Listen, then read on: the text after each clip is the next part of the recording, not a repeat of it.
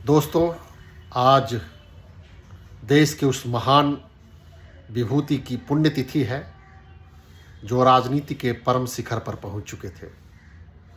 जननायक कर्पूरी ठाकुर, जिन्हें हम श्रद्धा के साथ नमन करते हैं और याद करते हैं बड़ी आदर के साथ, क्योंकि कई मामलों में कर्पूरी ठाकुर आज पूरी तरह से स्मरणीय है।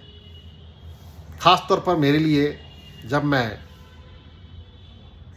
पटना में पढ़ने आया तो लगभग उसी कालखंड में वो सीतामढ़ी के सोनबरसा से निर्वाचित हुए थे और सीतामढ़ी के सोनबरसा से निर्वाचित होने के वजह से हम लोग के पिताजी के वजह से मुझसे उनका थोड़ा सा लगाव हो गया था और पटना में भी उनसे मिलना जुलना होता था।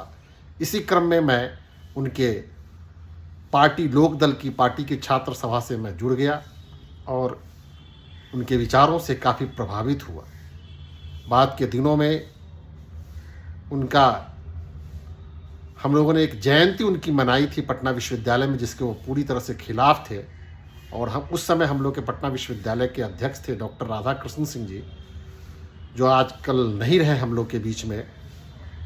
उन्होंने उनकी जयंती मनाई और उन्होंने कर्पूरी ठाकुर जी के लाख मना करने के बाद यहाँ तक श्री ठाकुर जी ने कह दिया था कि जो कोई जयंती मेरी मनाएगा उसको हम पार्टी से निकाल देंगे। लेकिन फिर भी वो 24 जनवरी को पटना विश्वविद्यालय के पटना कॉलेज के सेमिनार हॉल में उन्होंने कार्यक्रम किया। मुझको लगता है कि ये वक्त रहा होगा 1986 का, और सब लोग उसमें उनको पिछड़ों का, अति पिछड़ों का, दलितों का, इन लोगों का मसीहा कह रहा था। उसी बीच में एक नौजवान आया जो सवर्ण बिरादरी से था और कहा कि क्यों आप लोग कर्पूरी ठाकुर जी को जाति के और इन चीज़ों में बांधते हैं।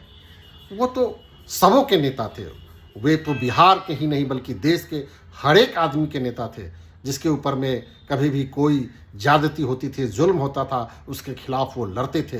वो एक व्यक्ति के नेता नहीं थे, वे समाज के नेता, एक समाज के नेता नहीं थे, वो जन नेता थे, वो जनता के नायक थे, जनता के नेता थे। और जननायक शब्द पहली बार उसी लड़के ने उसी कार्यक्रम में कहा और वो तालियों की गूंज के साथ जब ये माहौल पूरा अच्छा हो गया तो हम लोगों ने उस रोज से ही उनको जननायक कहना शुरू किया। और नवभारत टाइम्स अखबार उस समय निकलता था, उसने भी जननायक शब्द उनके बारे में कहा और तब से जननायक के रूप में वे काफ़ी प्रसिद्धि पा लिए।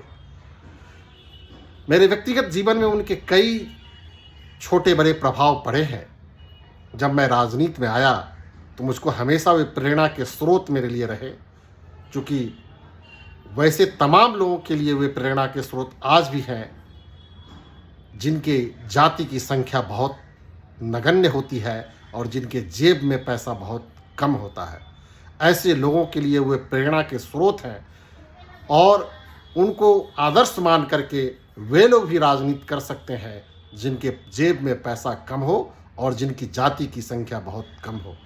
कर्पूरी ठाकुर जी के इस पुण्यतिथि के अवसर पर उनके चरणों में श्रद्धा सुमन अर्पित करते हुए मुझे अपार हर्ष हो रहा है कि मैं उनके मृत्यु के दिन मैं उनके शव यात्रा में भी शामिल हुआ था और मुझको लगता है कि पटना में उतना बड़ा जमघट मैं आज तक कभी नहीं देखा।